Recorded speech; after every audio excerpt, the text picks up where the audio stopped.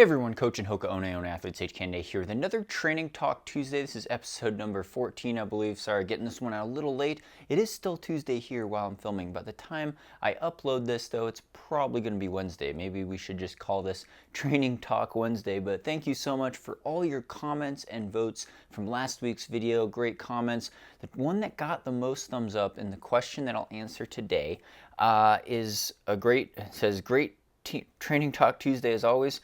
Oh, well, thank you, Joe.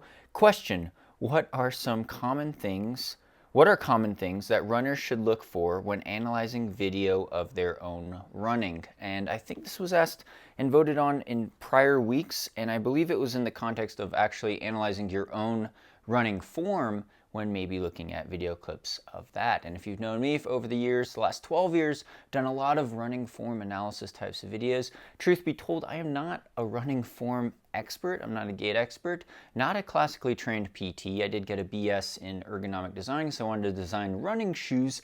But coached a lot of athletes over the year, fitted a lot of people for shoes, ran with a lot of elite runners from marathon runners, trained with ultra marathon runners, and looked into the physics and mechanics, done a lot of physics and anatomy study to create these running form tutorials.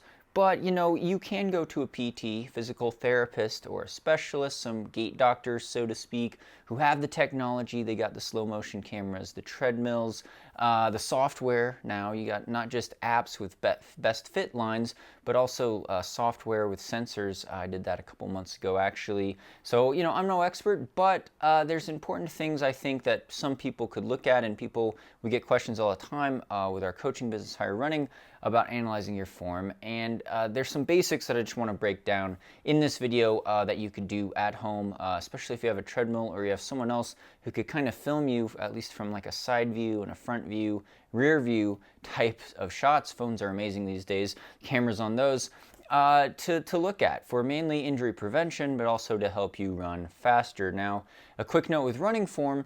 People say, oh, you just got to run like Kipchoge. You just got to be, super fast, up on 4 foot, up on your toes, nice and efficient. I hate to break it to you, but we're not all going to run like Kipchoge or an elite marathon runner. Part of the reason elites run with such good form is because they're running fast, right? But we're not all created equal, depending on your height, your body muscle mass distribution, bone density distribution, shoe size, foot size, flexibility in your tendons, ligaments, and muscles. You may or may not have this form that even looks like Kipchoge, but it may be ideal good form for you personally. And what's that ideal good form? Well, it's the one that keeps you healthy. But if it goes along to being able to train more, then you're probably going to be able to run faster anyway and get closer to your potential. So the elites don't run fast because they have good form, but maybe because they're elites, they've been able to train a lot and not get injured, and that's helped with their speed. But a lot of running speed comes from what's inside, right? Your heart and lungs, your blood flow efficiency, your mental toughness, and all the training you've done. So a little bit of a chicken or the egg there, but let's break it down. Running form analysis, looking at your own videos. Part one, I'd say, is to hopefully, treadmill form is a little bit different, but if you have a treadmill, it's a good way to set up a camera, look at that side view, get some side view clips running at a flat, comfortable pace for you. Maybe it could be close to marathon pace, maybe it's close to your easy pace, but a little bit of a pace range in there. Look at the side view, try to get it, right at a side view of your whole body. Another camera angle, of course, and you could have people filming you from a side view out in a parking lot or something like that on a track. Would be great to have, as well as a rear view, seeing what's going on with the feet from behind, and a front view. You could just run towards a camera and try to run as naturally as possible.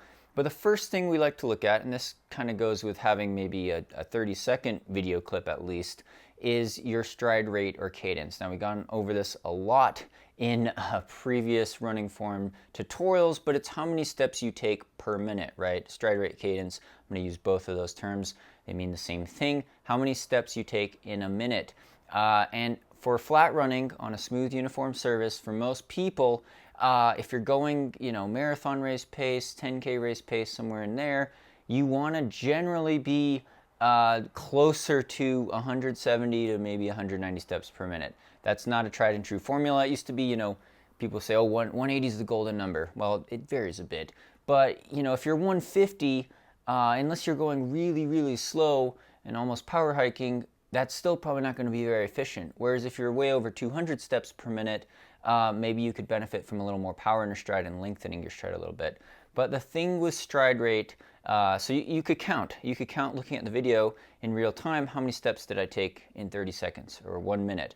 If you do it in 30 seconds, you're going to have to multiply it by 2, especially if you're only counting 1 foot. But a lot of watches, GPS sensors, I'm sponsored by Coros, they have a cadence feature. That's usually pretty accurate. You can get a good run average cadence over the course of several miles or kilometers at a certain pace, steady pace, and that should be a pretty good indicator of things. Now, we look at cadence because if we're a little on the slow side, let's say you're trying to run 10K or 5K pace, your cadence is in the 150s, and you're going faster than 10-minute mile pace, 6-minute kilometer pace, then it means you're probably overstriding. Now, if you're overstriding, the issue with that is there's a lot of impact force with each step.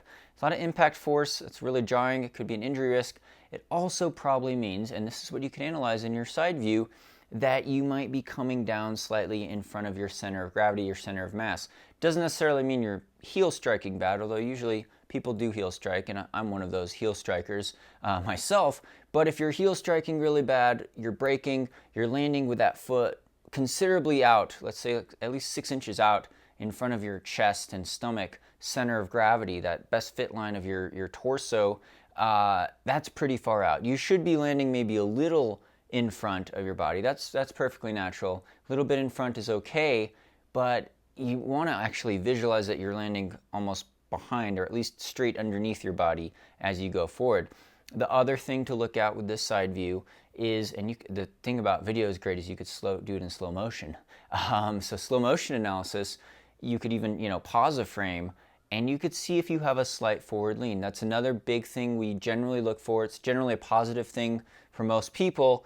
You definitely don't want to be leaning back unless you're running downhill maybe, but no, we'll save that for later. Slight forward lean we're talking about, and thinking that you're pretty straight. It's a straight line if you go from your ears, your head, down to your ankles, because you want that lean against the ground to happen from the ankles, so to speak, right? So the idea is that you're not hunched over at the waist, right? You're not just bending over with your torso or upper body, but that you're leaning more from your ankles because your feet are already driving backwards behind you, kicking back off the ground as you're moving forward, and you got some momentum going with that forward lean, right? So, people run fairly straight up. Sometimes that's okay, definitely at slower speeds. As you start going faster, generally you find that with a very slight forward lean could really help you dial in a lot of great things with your running form and mechanics. But, it does depend a bit. There is some individual variation there. You could definitely see that with the side views. Now, if we look at the front and back views, it could get really complicated with, pronation and how the foot movement happens. And, there's going to be some individual variation there. I'm kind of going to skip over on that.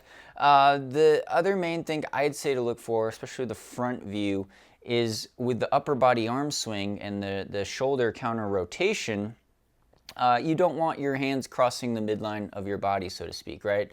You don't want your arms and elbows being really wingy, sticking out super far. Now I run with wingy elbows, but super far wingy elbows and having those hands cross too much side-to-side motion, generally not good. There has to be a little, but you just don't want that hand going all the way across the body. If you drew a line straight down, cutting your face in half and your shoulders in half through your chest, you don't want your hand crossing over to the opposite side too far. You could get close to the center, that's fine, but looking for that twisting action, and then also looking at the upper body in terms of, is there tension? Is there tension in your neck? Is your head craned forward?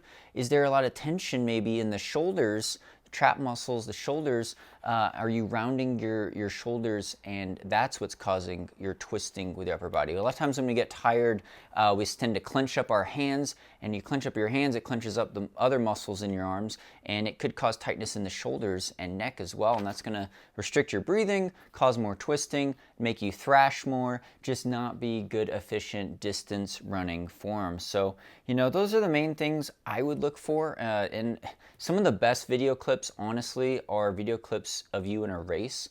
Because when you're in a race and someone else is filming you, especially if you don't know they're filming you, you really let your guard down and you're running really tired, probably not thinking about your form as much. Whereas if it's set up in a controlled environment and people are like, I'm going to analyze your form, I'm going to film you, you might run with slightly different form because you know the camera's rolling, right?